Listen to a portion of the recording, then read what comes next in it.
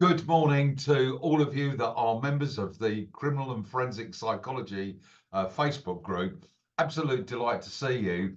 I should have been doing this live, which is attending a forensic post-mortem, but you'll be pleased to know that I've had a unexpected opportunity to go to Alicante in Spain. So what I'm going to do is I'm going to record this, but it will still hopefully have the same sort of gravitas and everything else that goes with a forensic post-mortem.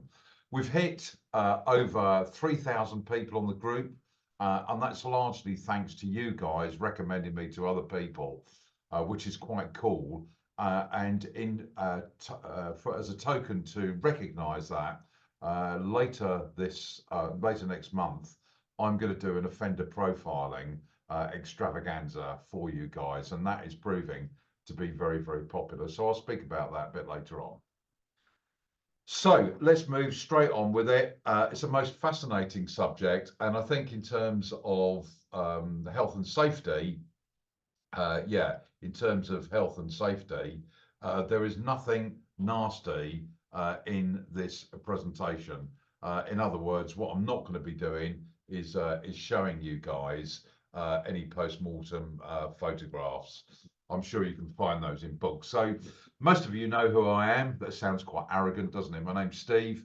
I was formerly a DCI at New Scotland Yard, which that was actually a privilege for me. I know the police are going through a few problems, but I really, really did enjoy it. And what made it for me, and this will resonate with some of you guys, is having some exceptional bosses, one of whom is a chap called Steve Parker that still mentors me even now. And this guy must be in his late 70s.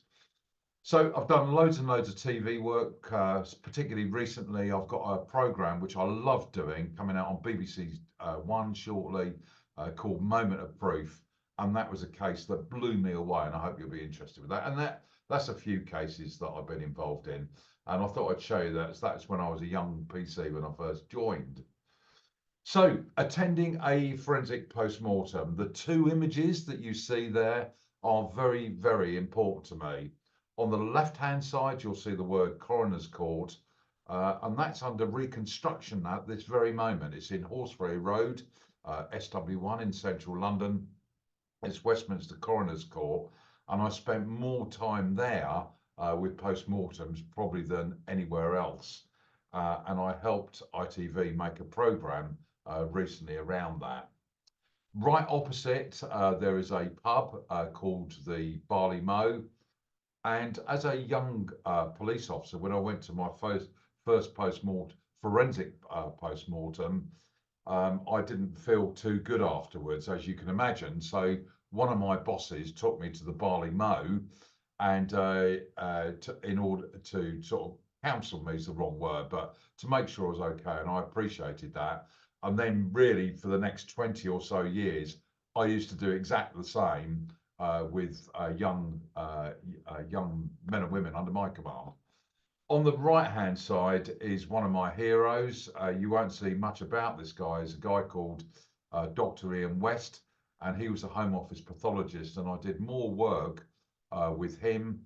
Two cases I'm going to talk about is the Clapham Junction train crash on the 12th of December 1988, where this guy single-handedly did 38 post-mortems, or as the Americans call it, autopsies. And also I did one particular case with him I did lots with him, but the one that stands out is around forensic odontology, bite marks, post-mortem. So yeah, that starts us off, and it's called attending a forensic post-mortem. So let's just remind ourselves that the word forensic comes from a Greek forensis, which means capable of being put in front of a court. So the reason why you use a Home Office pathologist, they are a doctor, and they're trained particularly in forensic pathology. And over the years, I mean, there's some great books to read, but my two heroes are Dr. Ian West, who I knew, he sadly passed away, and also Sir Bernard Spilsbury. And I'm going to be talking to you about Sir Bernard later this year. I'm doing a series around lesser known serial killers, and we're gonna have a look at, and I'm going to talk around what Sir Bernard Spilsbury did. But two of the pathologists that I admire was one, Dr. Thomas Bond from Jack the Ripper case. He took his own life, and so did Sir Bernard Spilsbury. No one really knows why. So this is what's on the menu. That's probably a bad choice of words, but please just, before I go into this in terms of mental well-being, I would hate for someone to get upset by this. This is just really a sort of forensic outline of what happens at a post-mortem. As I say, I'm not putting any PM or post-mortem photographs in because I don't need to do that. And I'm also mindful that I have got a couple of quite fairly young people watching or will watch this. So what we're going to do is this is on the menu. So we're going to say, well, what's the purpose of a forensic post-mortem? Who are the players? I think you'll be quite surprised by this, the amount of people that can actually be present at a post-mortem. I'm going to talk to you about the environment and the tools, and a few cases which I've already touched on, especially around bite marks, forensic odontology. And when I was at university, my dissertation on my project was around psychology, is why do people bite each other at crime scenes? And again, I'm going to touch on that for you to have a look at that. And again, to let you know, I'm going to show you some peripheral or low-level bite marks, but nothing nasty. And again, the science or the psychology around it, I believe, is fascinating. We're then going to talk about the role of His Majesty's coroner. So that's what we're going to look at. So let's have a look at the purpose of a forensic post-mortem. The first thing is continuity. This is so important. If the police or indeed the pathologist or anyone mucks this up, you can lose a murder case. So continuity, what does that mean? It's a chain of evidence that you're probably aware of. In other words, let's just say I've got this mobile phone. I don't know whether you can see that. And let's say that's been found at a crime scene. There has to be a chain of evidence. In other words, someone has to package that, someone has to store it, and then someone has to produce it at court. It then needs to go back. So if there's an appeal, and there needs to be a chain of evidence. And if that chain is broken, then you can lose a case. So as an analogy, I had an armed robbery case, and the defence quite rightly asked for the ballistic experts' evidence or their notes, and found in there that there was no evidence of where a cartridge case that was found at the crime scene and then one as a test firing had gone back into the right bags, and there was confusion, and the judge overruled that. So continuity. Let me just talk you through that, because that is important. And again, what I hope with these events is I want you to find out the net is littered with true crime, people speculating.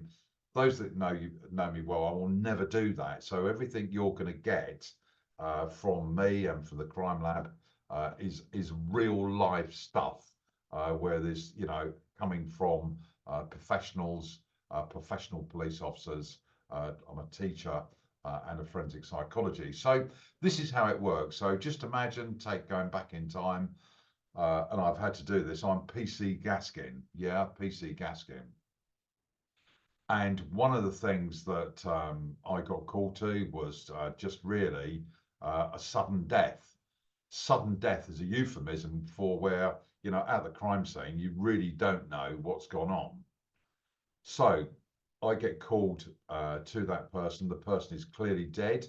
You need, even if the body is in different parts or there's been mutilation, you still need a doctor to come out and certify that that person is dead.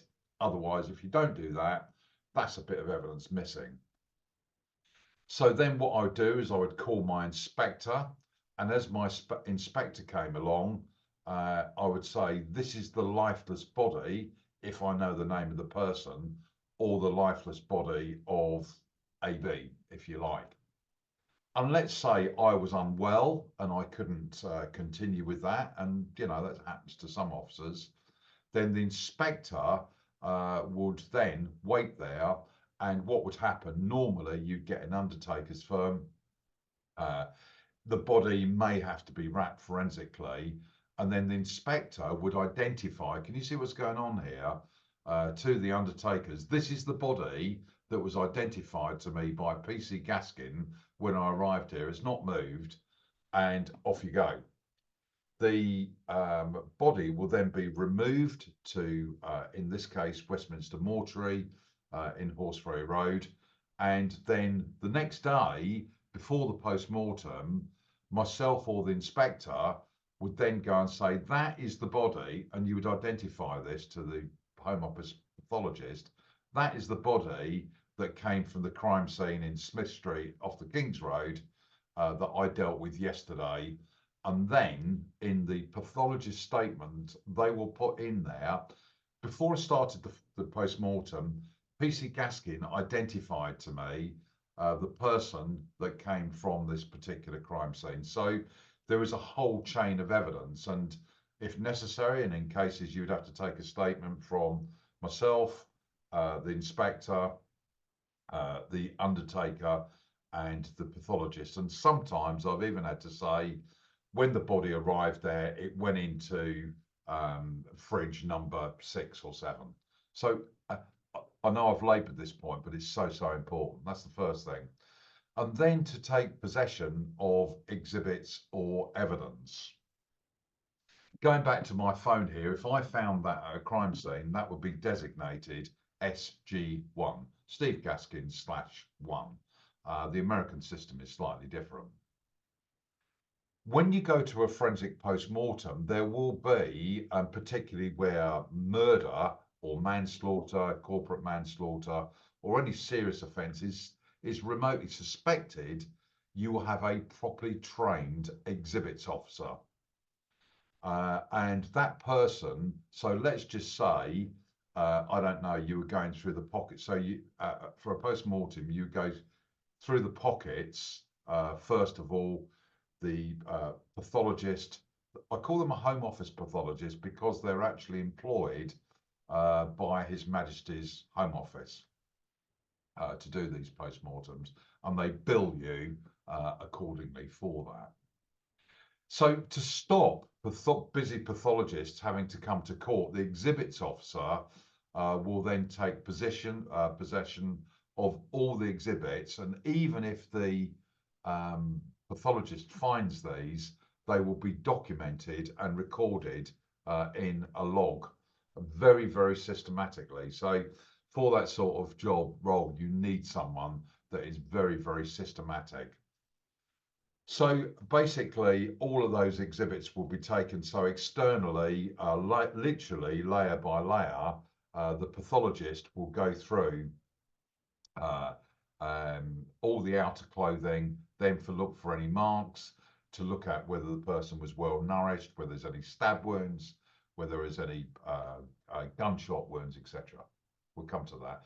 And most importantly, to establish the cause of death. That's really bottom line, why we're there. Why is that person, and this is a phrase I use as an SIO, a senior investigating officer, operationally, why is that person dead? So establish a cause of death, and then help set the investigative agenda, because let's just say, as a DI or DCI at a post-mortem, that evidence, and it is evidence, forensic evidence, capable of being put in front of the court, that may dictate the way that I drive this inquiry forward. If we've got time as well, I'm going to tell you about a mistake that I made that really sort of taught me a lesson. And then this is a basis to assist His Majesty's Coroner.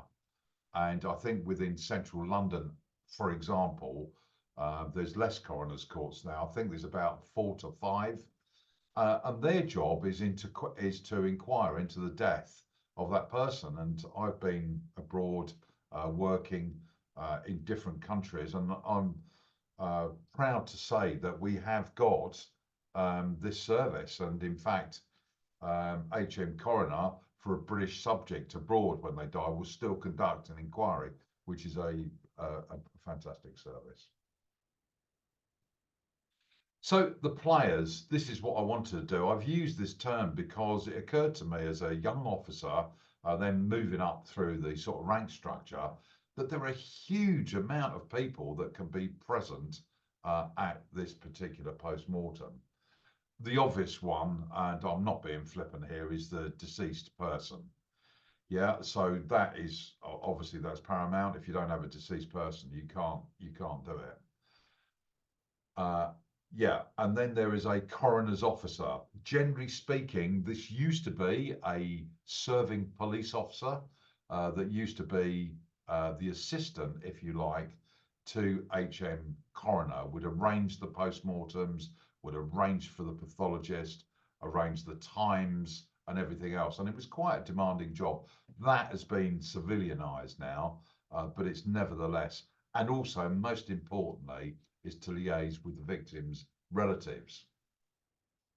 The officer in the case, so going back in time, I would absolutely insist that I was at every single forensic post-mortem where there was the merest suspicion of murder, manslaughter, or homicide. Yeah, I'd always make sure I was there. Other detectives, you know, I've mentioned to you guys before, I wasn't the greatest detective in the world, so I would want one or two members of staff at different ranks and levels. Some, in my earlier days as a senior officer had far more experience than I did, so get them along just so they can advise you. Continuity officer. So again, I've touched on, well, I haven't touched, I've explained in great detail, you'd want, and invariably that's a police constable that was first on scene to come along and identify that body to the coroner. Forensic photographer, these guys are absolutely brilliant. You can imagine for things like stab wounds, in particular gunshot wounds and other wounds, I wanted, and you would, in conjunction with the pathologist, direct the photography. And some of that I wanted to scale. So what I would do is when the photographs came back, the post-mortem photographs, what I would do is to measure the actual scale that the photographers photographed and make sure that was correct with a ruler. So, and then you can then show to a jury, to a coroner, the exact size of that mark. And these forensic photographers were brilliant. Yeah, very, very good indeed. Then, of course, you've got the Home Office pathologist. And in my case, most of that time was with Dr. Ian West. Other ones that I worked with was with Dr. Patel. She was fantastic. Her husband was a pathologist as well. And also Dr. Richard Shepherd. And I'm going to recommend one of his books at the end of this talk. Mortuary assistant as well. And getting a bit squeamish here. The mortuary assistant they're trained in anatomy. So what you do towards the end of the post-mortem is you want to examine the person's brain. So the mortuary assistant, for instance, using a saw, will remove the top of the cranium. That comes off, and then you can look at, if necessary, slice by slice. So if the person's been beaten to death over the head, that's what you need to do. And these guys are trained to be able to remove that without causing any damage to the interior. Mortuary assistant. And these guys are a bit, your uncle's the wrong word, but that sort of avuncular approach. So they are well versed in people going along to these things for the first time. An exhibits officer, I can't stress how important that is. And in the same way you need continuity with the body, you need continuity with that exhibits officer. A SOCO, I think in the United States, they call it a crime scene investigator. Over here, we call it a SOCO, scenes of crimes officer. Again, their job is to liaise with the exhibits officer and then make sure that you take the right exhibits to a forensic science laboratory to get them analysed. So the sort of things you would want here that I used to demand all the time is toxicology, toxicology from blood, urine. I would want all of these things as a baseline. So yeah, very, very important. And then there might be other people. I'm going to talk about, again, one of my heroes was a guy called Bernard Sims, and I learned so much from that man. And he was a forensic odontologist, a forensic dentist.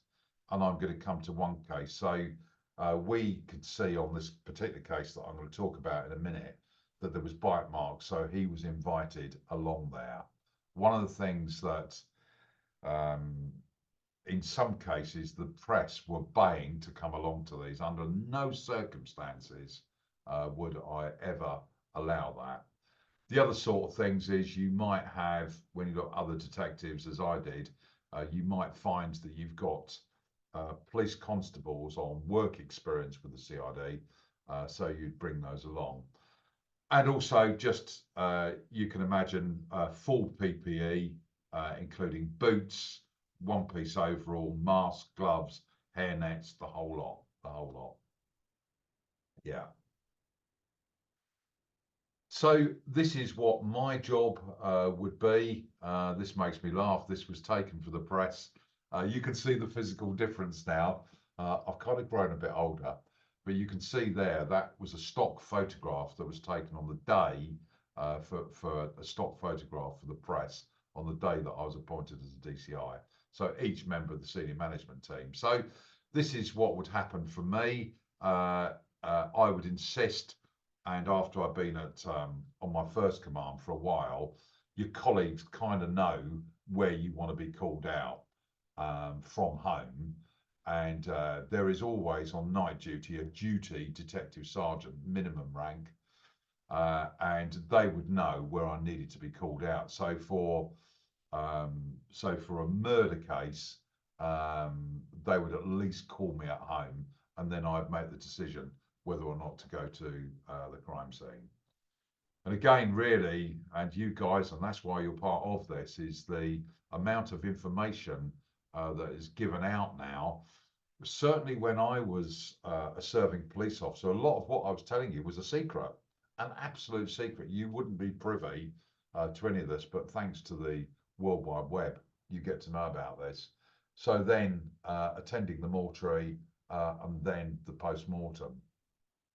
There are one or two steps after that. It could be after an independent Home Office post-mortem. It could be that the defence say, well, actually, we want to go and do our own post-mortem, which is perfectly permissible, particularly if someone is in custody or has been charged with homicide. So again, we would take our own people along to that.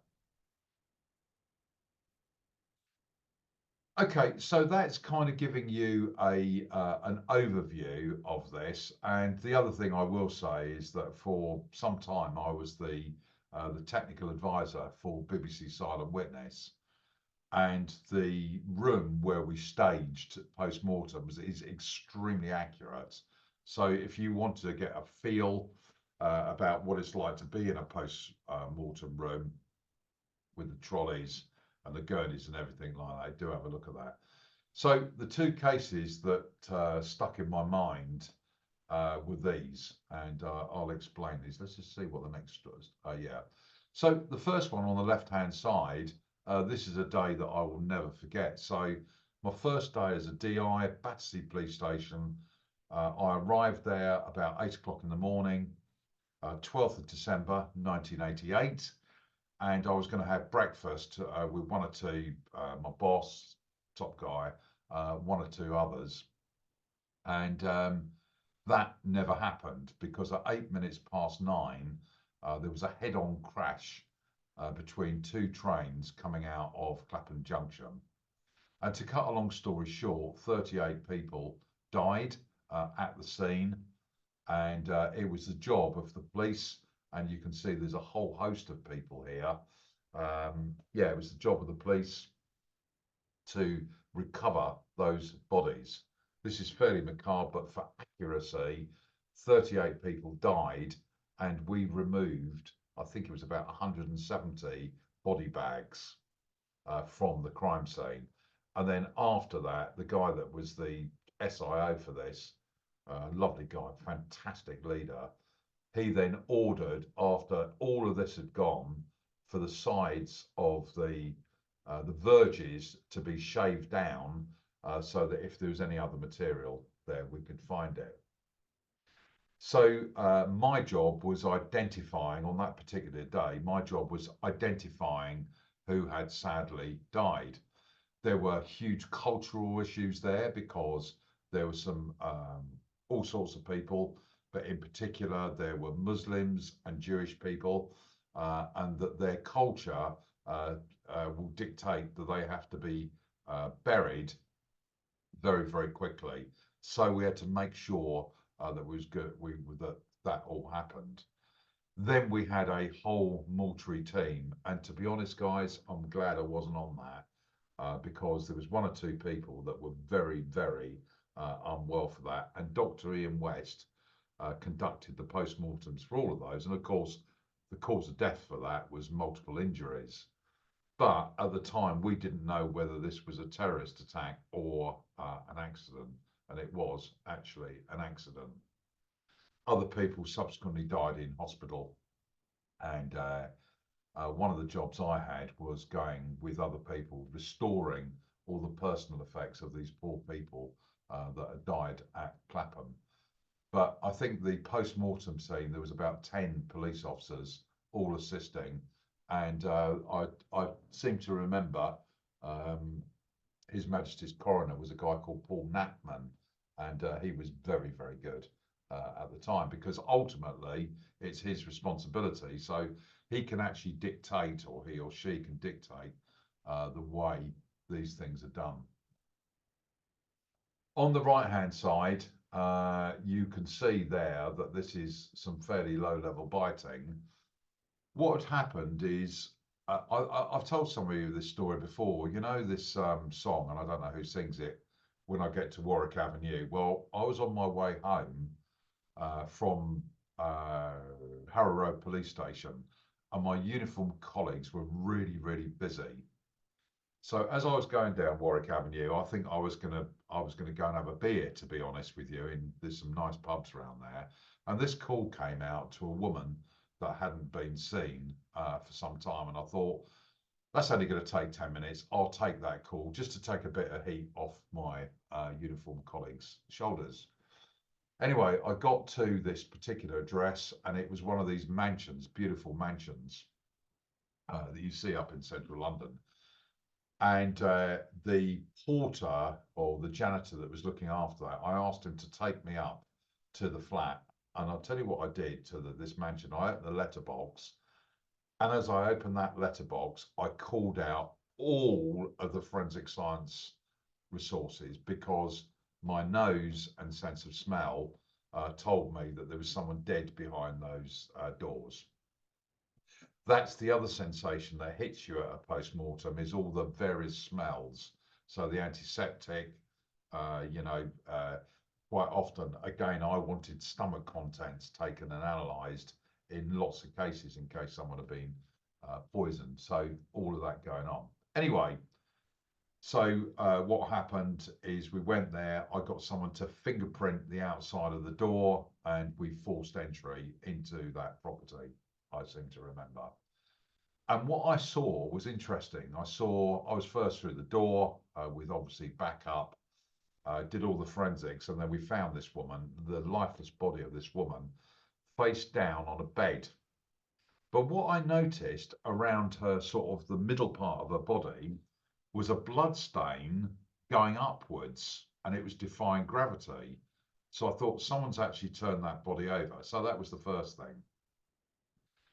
Anyway, we did all the forensics in-house. I got a doctor to come along and pronounce life extinct. And then a lot of things became clear to me. As we put that woman into a body bag, as I noticed she had been profusely bitten all over the front of her body. So what is that telling you?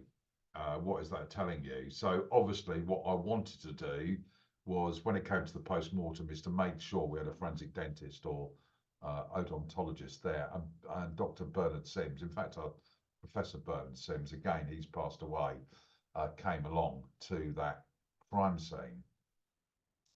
At that point, and I'm going to go into this again, not in too much detail, I'd done the psychology at university, and bite marks particularly interested me. So it wasn't the physical side of the marks, it was why someone might do that. And that will, anyway, I'll move on to that case a bit later on towards the end. Yeah, bite mark case. So the role of His Majesty's Coroner is a very, very important one. They tend to be trained doctors that have also done a course and a rigorous examination in being a coroner. Their job is to legally to investigate all sudden and unexpected deaths. And we learned a great lesson from the Harold Shipman case. Because Shipman was a doctor and he was trusted, a lot of these cases weren't believed to be sudden or unexpected deaths, were they? We know that. So post Harold Shipman, there was a lesson learned there by everyone, the police, the coroner's officers, is to make sure that we didn't just pass off a lot of these cases without them being investigated in some way. To investigate all deaths that happen abroad where the body is repatriated to the United Kingdom. So let's just say I was walking, I don't know, in the outback in Australia, and I was shot. There would shot to death or murdered. There would still be an inquiry over here, and I think that's a good thing. Give permission to remove bodies outside England and Wales. You can't just do that. There is a Coroner's Act, a statute, an Act of Parliament, and if you break some of that, you can be prosecuted for removing bodies, obstructing His Majesty's Coroner in the execution of their duty. And this is a really interesting one, to act for the Crown in respect of treasure trove. So if you're digging your garden up and you find a load of groats or a load of gold or treasure trove, or from an archaeological dig, it has to be reported to HM Coroner for them to inquire who that legally belongs to. And if you don't, you can be prosecuted. This is a bit of post-mortem humour. I'm being realistic here. You can imagine this is a very, very serious subject, but I think it was about 10 years ago, I was doing some filming outside with ITV, and this is a dummy. And one of the camera crew actually thought that I was delivering a body to the coroner's court, which was not the case. It was a bit of humour. Personal experience. So let's just talk to you about a few. I'm going to talk about this case, Clapham Junction, I've spoken to you about, and all sorts of odd cases. This was a mummified case, and I told you this is a huge lesson.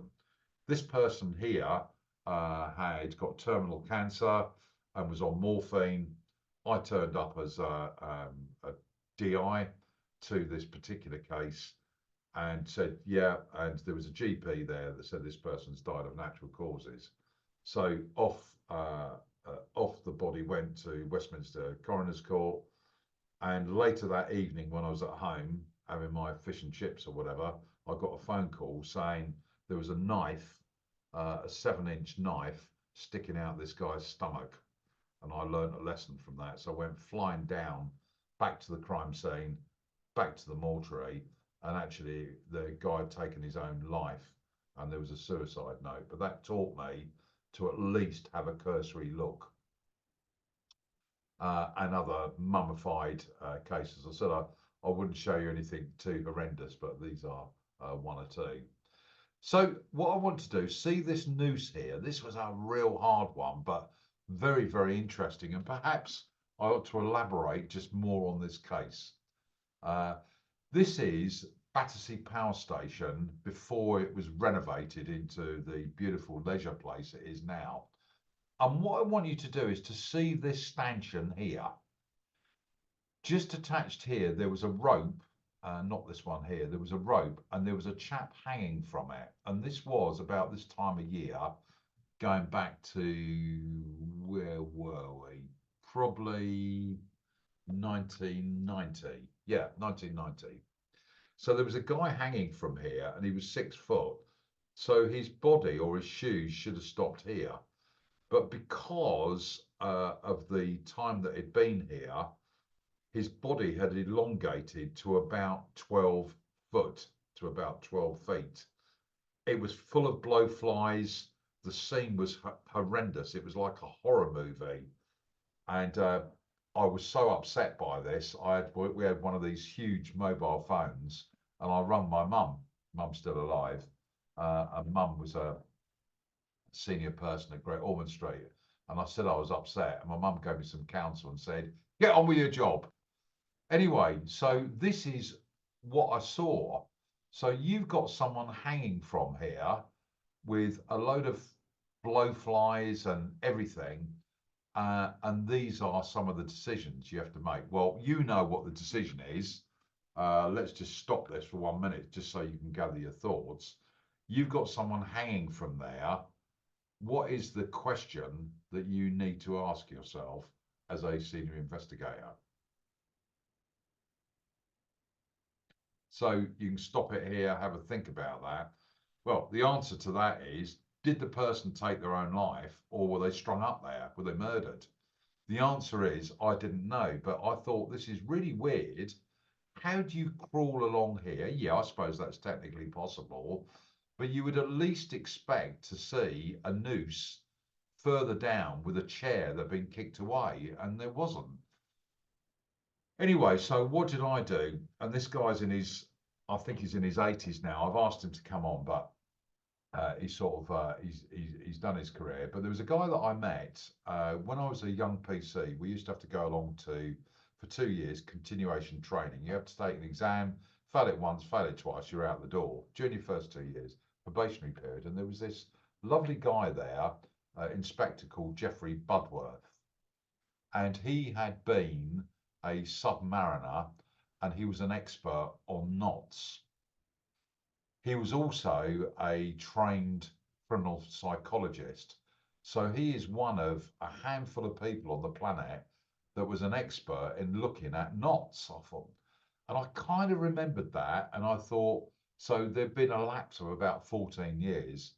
Anyway, we called him to the scene after the doctor had certified this person dead. And he said, oh, we found out from inquiries later that this guy was either left-handed or right-handed, and this had been tied by someone that was the other. So that was highly, highly suspicious. So yeah, he did that stuff for us. And then through the blowflies, we were able to work out roughly through a forensic entomologist how long that person had been there. And actually, this was a murder, guys. The person had been strung up there and was a Hell's Angel. And there was a chapter in Battersea, and there'd been some friction between these two gangs. So yeah, that was a horrendous case there. And this was given, I was a DI at the time, this was given to a major investigation team to investigate. So yeah, quite a disturbing scene. I should say, again, as members of the public, you need to be aware of this, and this was a good thing, is that at Clapham Junction train crash, we ordered £30,000 worth of BUPA counselling vouchers for not only the police, for the fire service, the ambulance service. And can I tell you, after 4 days, BUPA rang us up and said they'd all been exhausted. So this was kind of a watershed moment, because it doesn't, no matter what training you get, nothing can prepare you for something like this. I thought what I'd do is just finish off there just with an excerpt of some of the stuff I did at uni, and then continued, and we'll go back to that Warwick Avenue case, and this is where I will finish. Why do people bite?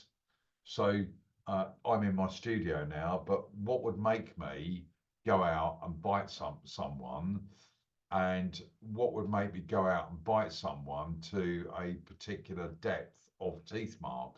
And that's something I looked at uni. It is so you can see as a senior investigating officer, the physical evidence I have to call for a forensic odontologist. The psychology is different, completely different, because you're talking about um, the nature of human nature, which is a simple definition for psychology. But look at this. So there's three reasons. So biting can broadly be classified in three areas. I'm going to talk through them in order of seriousness. And again, I've just put a flag there. Just be aware, you know what I'm going to talk about, but I'm not going to show you any horrible bite marks. There is an example later of a real life case for you to think about and decide why they did it. So here we go. So the first one, and there's a correlation between the depth and the frequency of bite marks. So the first one is called anger impulsive biting. And this is often as a result of frustration or incompetence in dealing effectively with conflict situation, arguments, and is often driven by anger. It can be linked to a process called the frustration aggression hypothesis. So that is if I'm wound up or you're wound up to a particular pitch, you can become highly aggressive. And Freud argued that we've all got the ability to kill in us, particularly if we're wound up to a particular pitch, unless there's some sort of catharsis, is that we can actually kill. So let's just have a look further at this. So this may account, and one of the obvious examples is the disgraceful behaviour of the former footballer Luis Suarez. It's bizarre and ironic. His reward has been transferred to another club where his wages are astronomical. So basically, as a psychologist, he couldn't deal with his environment for the referee saying whatever, so he bit his opponents. You know, and as a sportsman, I was quite surprised that he moved on. So I got this is this is you know, that goes around a dog's head there. Sure, I'll get in trouble for that. This bit, guys, is the most fascinating thing you'll learn about forensic odontology. This can be seen by young siblings biting each other, often displaying anger, jealousy, and the inability to cope with situations or episodes. And what it's interesting, I'm going to ask you a rhetorical question. If you've got siblings, just look at, you know, where you are in the order, you're the oldest, middle, youngest. And I want you to think, did you bite or were you bitten by a sibling? Do you remember that? Do you remember the pain? Or was it reported to you by your mum and dad, carers, or relatives or anything? Because I'd not seen this for a younger time. My middle daughter, as a young child, was biting my youngest daughter and my eldest daughter, and we had to stop her from doing that. But that was all around frustration aggression hypothesis. But I found that bit very, very interesting at uni. So for my project or dissertation, what I did is I looked at and got authority to talk to parents to find out a bit more about why youngsters were biting. And distilled down, there's lots of reasons, but distilled down, what I found is I think it was 85% of my results told me that was to do with jealousy. Jealousy. That is a very young age. But interestingly, that behavior knocks on towards adulthood. And 80% of bite marks are to do with jealousy at adulthood. This type of biting is governed by time, location, situation, and the type of anger. You know, we've all got different psychologies, we're all wired differently, our brains are different. I've never had the desire, particularly when I've been frustrated, to bite people, but we're all different because it's a quick and gratuitous way of getting your own way. So this is at the lower level, and there's a correlation between this lowest level and the depth of the bite mark. I'll put that question to you. The next one, we're looking at sadistic bite marks, and so we're moving on. I bite you because I want it to hurt you, and I want you to feel that it's been hurt. And it's said to satisfy the need for power, domination, and control. And we know power, domination, and control appears in so much of true crime, doesn't it? With domestic abuse, serious sexual offences, murder, and everything. So this may be accompanied by tying up the victim, once again suggesting dominating and controlling. And we know one of the most infamous cases was Ted Bundy as a classic. I put this in here because one of the joys I have about lecturing in schools and colleges around forensic psychology is to show here, and this is how they're measured. Bite marks are measured from a model taken from a suspect and then against the actual bite mark. But protractors used, so quite often we'll get students to find these extremes here using a protractor. So when this kid says to me, what's the point of doing maths? Here's one particularly good reason. It can be noted the causing of the physical pain is not in itself the reason for biting. As an investigator, particularly if this was part of a series, it would start to concern me.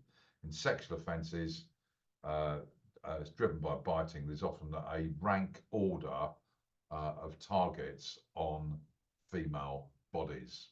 Go into that a bit later on. And this sadistic biting was the reason why the suspect in the Warwick Avenue case, which I will finish in a minute, was used. And this is the worst. This is a level 4 bite, the worst. It's called ego cannibalistic biting. Ego, it's all about me tasting someone else's blood. I want to taste it. The most dangerous here.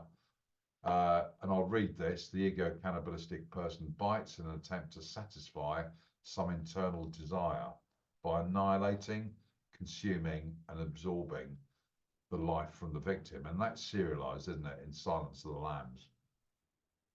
All of these categories indicate a level of violence, of course. From this, investigators can infer the mental state of the offender.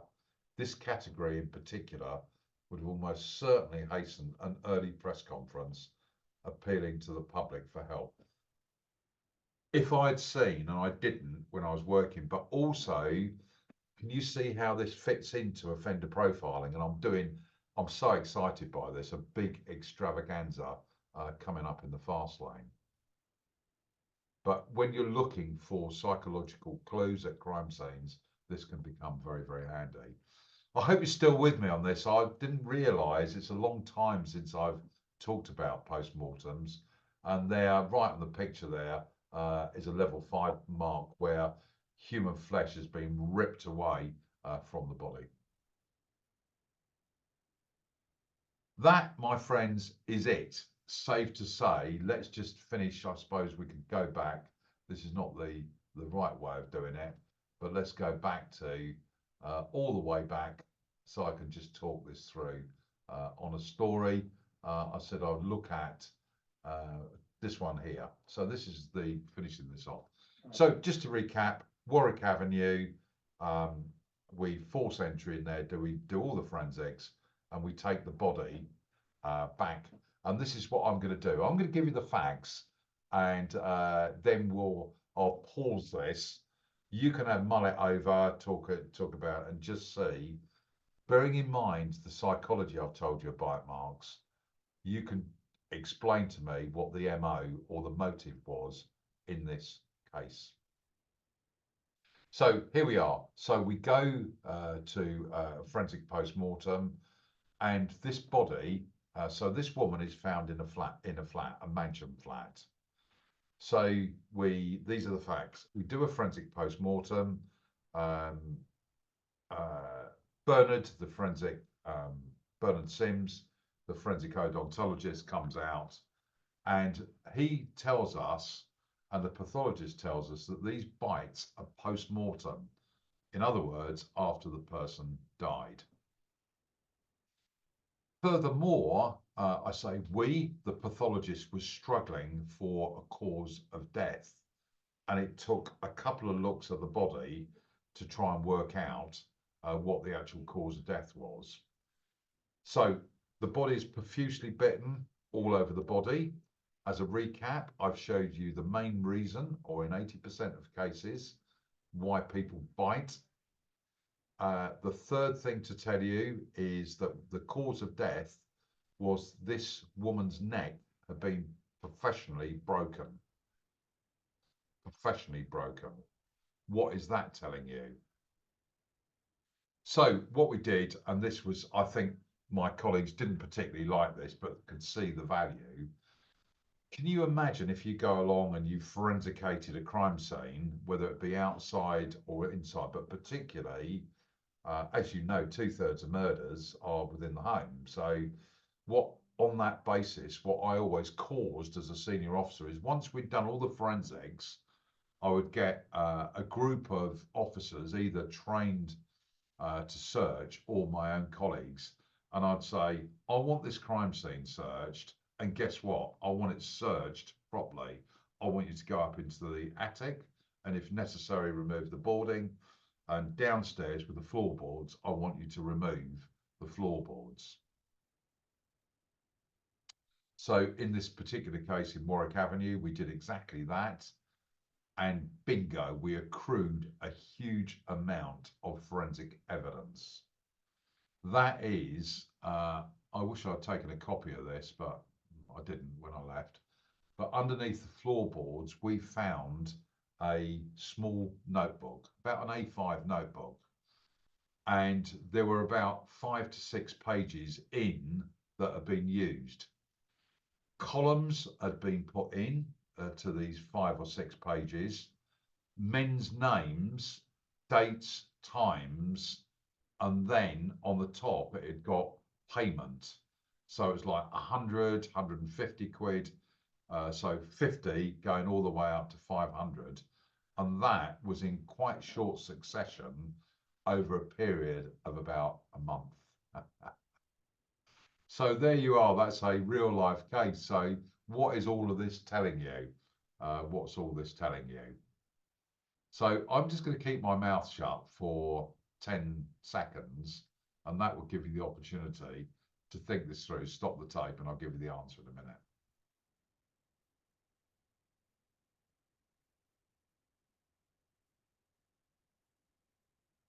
So there we go. There we go. What have you come up with? Well, the first thing you have to say is that the body had been bitten profusely all over the front of the body.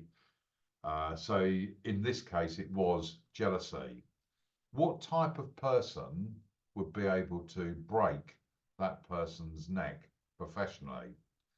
So the thinking that was going around with us was something like a martial artist, and then it dawned on us special forces, and they're trained, aren't they? Let's be frank about this. And we discovered also, you know, that 2/3 of murders are domestic abuse or something to do with male partners invariably killing their female partners. Well, it turned out that this victim's husband was an American Marine. And we were able to track him then he'd gone back to the States.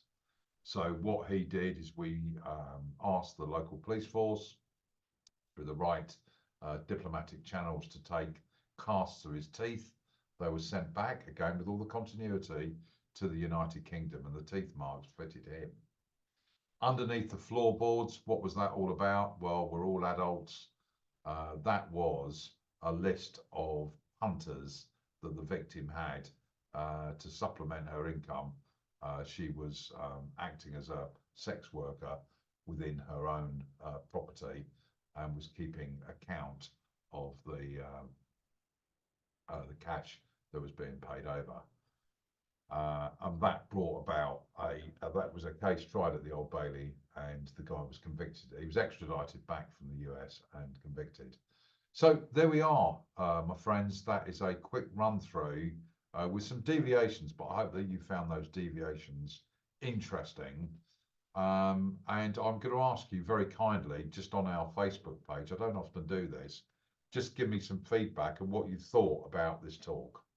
And to finish off with, I think yeah, let's just go right to the end. So we've been through all of this. The bite marks was a bit of added value. Yeah, so some of the things coming up in the fast lane. Unfortunately, I was doing a lot of work in London, live events, and a lot of people that are living in East Anglia, where I live, so can you do some stuff here? So here it is. I've just got a few tickets, as you can see, on Eventbrite for Dining with a Detective, The Dark Side of Serial Killers. So I think I've got about 6 tickets left, and that's being held at a pub in Norwich. You can get those tickets by going to Crime Live.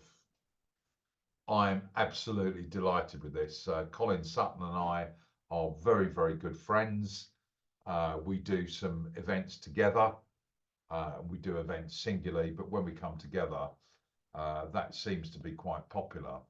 So what we're looking to do is to run through probably, well, will be 2025, doing joint gigs together at different theatres throughout the United Kingdom. And for various reasons, this person will know, we're going to try and do something in Chichester. That's really important to us. This is on 2nd of August. Mindhunter and Manhunter is looking at the psychology of serial killers. And then Colin is going to go through how he brought Levi Belfield to justice. So we're going to do those. There's 200 tickets. I think there's 100 gone. These tickets, Colin and I decided to do them at the lowest possible price. And not only that, this Beccles Public Hall and Theatre is a fantastic public resource. So we're giving a slice of our profit as a fundraiser for the theatre. 2 other things. This will blow you away. About a year ago, I went back to the Plumber's Arms where Lady Lucan came flying in on the 7th of November. Yeah, 1974, who'd got head injuries, asking for help because her husband had tried to murder her. And of course, Sandra Rivet, the nanny, was dead. We are doing a really upmarket experience in the Plumber's Arms. I knew there'd be a lot of people like me trying to hire it out. Well, I've got in first, and this is what you will be looking at. Personal connection. I have a personal connection, which I'll talk to you about on the evening. I've got the professional expertise. I've looked at this case file when I was in the police, and I've done a lot of extensive research around Lord Lucan. I've been doing Lord Lucan experiences for about 15 years. So this is what you'll get. These are the benefits to you. You're going to visit the crime scene. I know exactly where Sandra sadly was killed. This is going to involve food and drink as incorporated in the price. You're going to learn about Lord Lucan, and then we're going to explore the investigative techniques at the time and look at what we could do now. And no one knows, no one can tell me where Lord Lucan is, what happened to him. If they can, please come on and I'll pay you a fortune. We can speculate, but we're going to look at the evidence. There are only 20 places for this. 6 have gone already. And again, you can look on Crime Live. Bit more than we normally charge, but it will be a brilliant experience. And I'm trying to get a peer of the realm to come along and open this up for us. There are, unsurprisingly, there's 20 places. I can get 24 people in the room, but I've got some true crime authors that will blow you away. So recommended reading, you can have a look at this quickly. Dr. Richard Shepherd. I own both these books. They're brilliant. I don't get anything paid for it. And thank you very much for listening in. I've no idea how long this has taken. If it's more than an hour, then please feel free to break that up. The next one that we're doing, well, it's not, I'm doing a special, but the monthly webinar is going to be called Crime in the Capital. And I'm going to talk to you about some really cool cases, some of which have been solved, how they were solved and some unsolved. this is our email, and this is our website. And finally, and I'm slightly back-footed here, we've got an offender profiling special coming up in the fast lane. And in fact, what I'm going to do, I'm just going to look at my phone just to see when this is. It's completely free. It's completely free. Well, I've got 100 places for this, and I know that 57 have gone already. So here we are. I've just got my events coming up here. Yeah, so it's on Friday. It's called Offender Profile Special, and it's coming up on Friday, the 5th of July. It's between 7:30 and 9. It's not just me. There's someone else that is one of the world's leading experts on geographical profiling. So let's just come out of this. Let's just come out of this and stop sharing. Stop sharing. So for me, it's a big thank you. Sorry I can't be with you next week, but the opportunity, the weather's been so bad here, this opportunity came up to go abroad. And if I can help you out with anything, we do a huge amount of team building around this. If you own a company and you want us to do anything around psychopaths, please do. With that, guys, thank you very much. This will be up on YouTube shortly, and you can watch it. So it's a big goodbye from me. Look after yourselves, and I'll see you shortly.